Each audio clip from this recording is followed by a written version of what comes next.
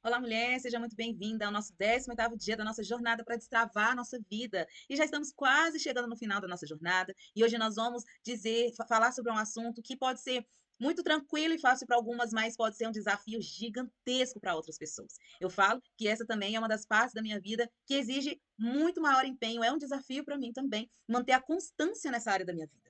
Porque eu sempre fui uma pessoa muito aplicada, mas depois que eu me tornei mãe, depois que eu comecei a ser dona do meu próprio negócio, até as minhas demandas em casa com os meus filhos, eu confesso que essa começou a ser uma área de extremo desafio para mim, particularmente.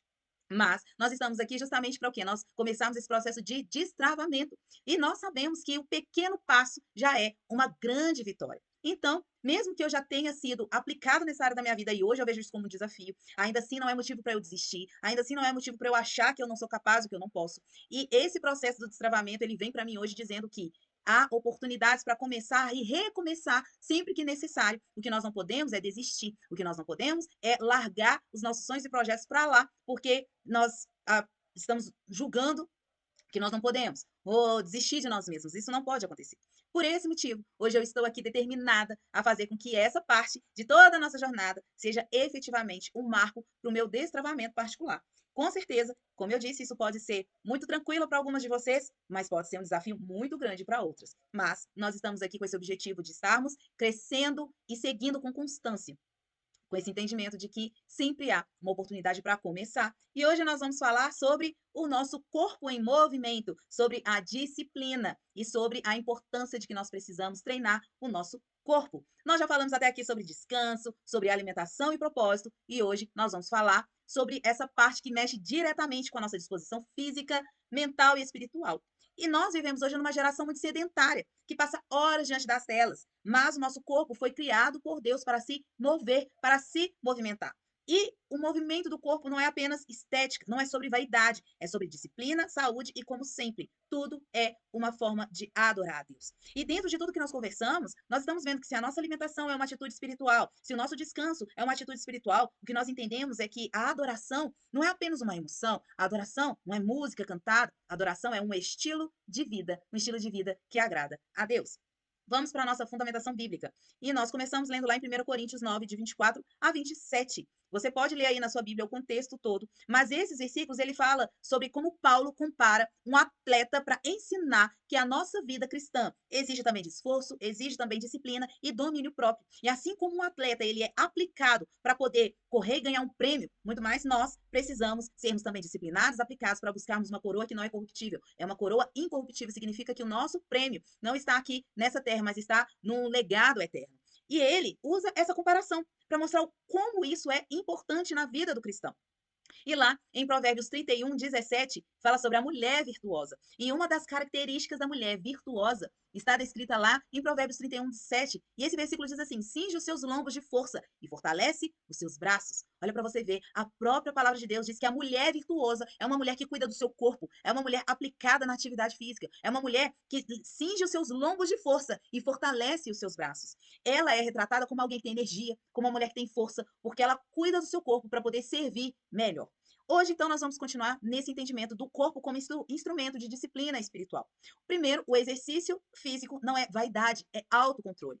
A disciplina do corpo educa também a mente e o espírito. E quando nós aprendemos a dizer sim para o movimento e não à preguiça, nós também estamos fortalecendo a nossa capacidade de dizer não ao pecado. Olha como isso é tão importante.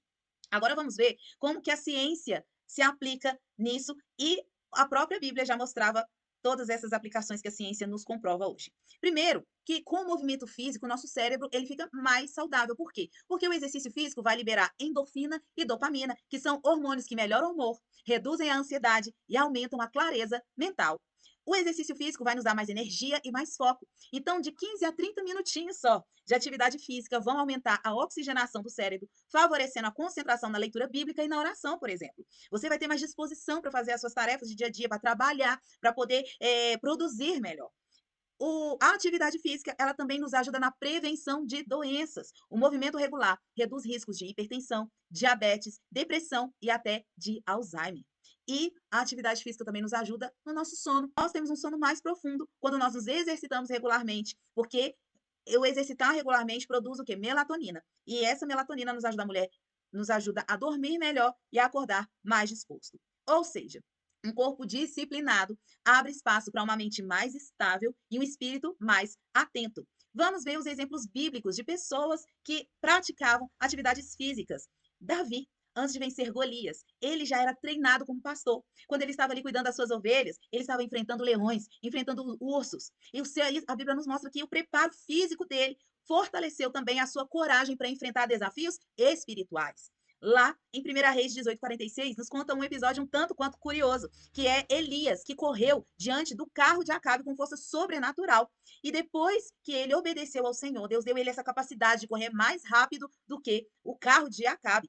Jesus caminhava longas distâncias em seu ministério, mostrando que a sua missão estava ligada ao movimento constante. Vamos agora sobre os perigos do sedentarismo. O sedentarismo ele não nos prejudica somente a saúde física, mas também uma série de outros problemas ele pode causar. A preguiça espiritual e física, Provérbios 6, de 9 a 11, diz assim: Ó preguiçoso, até quando ficarás deitado? Quando te levantarás do teu sono? A tua pobreza virá como um ladrão. O corpo ele fica enfraquecido. A falta de movimento gera dores, gera cansaço, gera doenças e limita a nossa capacidade de servir. E o perigo do sedentarismo também é a perda de clareza mental. Clareza mental. O sedentarismo vai afetar a nossa energia, a nossa motivação e até a nossa fé ativa. Vamos então para algumas aplicações práticas diante dessa verdade tão profunda e tão maravilhosa. Nós precisamos começar a ver o exercício como um ato de mordomia, cuidar do corpo que Deus nos deu. Então, o exercício ele não precisa ser ir para a academia ou usar equipamentos caros. Caminhar, subir escadas, alongar já faz uma diferença. E nós podemos educar a nossa mente, o nosso corpo ao movimento quando nós usamos isso como uma forma de adorar a Deus. Podemos usar esse tempo para poder orar, ouvir louvores, refletir sobre a palavra. Numa caminhada ali a gente pode colocar um fone de ouvido, a gente pode contemplar a natureza, respirar um ar puro e melhor.